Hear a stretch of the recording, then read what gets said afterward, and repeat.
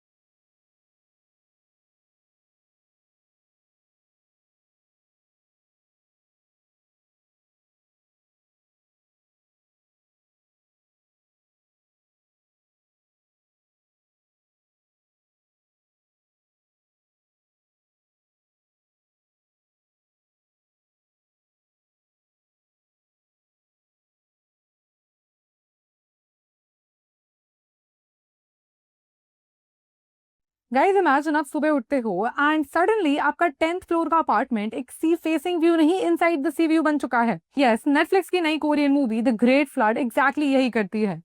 पहले 15-20 मिनट में ऐसा लगता है कि ये 2012 या टाइटैनिक जैसी कोई मूवी है, पर खत्म होते होते ऐसा लगता है कि डायरेक्टर ने मैट्रिक्स और इंसेप्शन का कुछ ब्लेंड कर दिया है। Confused right? वेल, मैं भी थी। Hi everybody, I am Niharika from OTTBaba.com और आज हम लोग डिकोड करेंगे नेटफ्लिक्स की नई disaster slash sci-fi movie the great flood. इस मूवी में पानी तो बहुत है, लेकिन क्या इसकी स्टोरी में गहराई है? Let us find out. Story simple लगती है कि एक एस्टेरॉयड धरती से टकराता है, सारे ग्लेशियर्स एंड आइस पिघलने लगती है and boom, the whole earth is under water and काफी सारे लो लाइंग जो स्टेट्स है या तो कंट्रीज है वो तो आधे डूब चुके हैं। लीड रोल्स में है पार्क हे-सो और किम दा-मी। अब देखो, डिजास्टर मूवीज में हम सब क्या एक्सपेक्ट करते हैं कि सारी बिल्डिंग्स गिर रहे हैं, सब कुछ तबाह हो रहा है, सब इधर उधर भाग रहे हैं, रो रहे हैं और हीरो आके सबको बचा रहा है। इस मूवी का फर्स्ट हाफ एग्जैक्टली वही करता है। टेंशन है, क्लॉस्ट्रोफोबिया है, पानी का लेवल बढ़ रहा है and it's genuinely very very scary. And फिर आता है सेकंड हाफ, जहां भाई लोग बदल जाते हैं, जज्बात बदल जाते हैं। बिना मेजर स्पॉयलर्स के बताती हूँ कि ये मूवी एक बहुत ही बढ़िया साई-फाई ट्विस्ट है। डायरेक्टर्स ने सोचा होगा कि सिर्फ पानी और फ्लड्स दिखाएंगे तो लोग बोर हो जाएंगे, तो चलो थोड़ा एआई और टाइम लूप का तड़का लगा दे। कॉन्सेप्ट पेपर पे बहुत स्ट्रांग रहा होगा कि ह्यूमंस और एआई के बीच में इमोशंस का क्या रोल है, लेकिन प्रॉब्लम एग्जीक्यूशन पार्ट में हो जाती है, जहां थोड़ा मेसी लगने लगता है।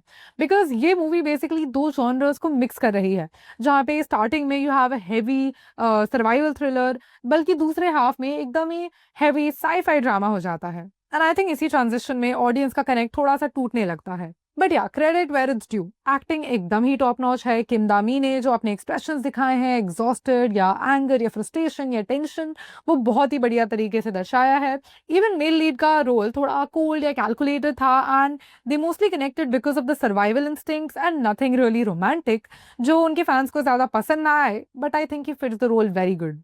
विजुअली एकदम पैसा वसूल। डायरेक्टर किम ब्योंग वू ने जो विजुअल्स क्रिएट करने की कोशिश की है, दैट इज एकदम ही बढ़िया। तो फाइनल वर्डिक्ट क्या है? देखिए, अगर आपको स्क्विड गेम्स जैसे कुछ थ्रिलर मूवीज चाहिए तो this is not for you, but it's a very good decent one time watch if you are a huge fan of Korean cinema और of disaster themed movies. Rating की बात करूं तो I will be giving it 6.5 out of 10। क्या आपने ये movie देखी है और आपको क्या लगा इसके बारे में? Let us know down in the comments. And ऐसे ही अमेजिंग वीडियोस के लिए keep on sharing our videos and keep watching our videos. अगर आपको और भी वीकेंड रिकमेंडेशंस चाहिए तो make sure to check out our website OTTBaba.com। And finally comments में बताइए कि अगला मूवी या वेब सीरीज का रिव्यू कौन सा होना चाहिए, and I will see you in the next video. Bye bye.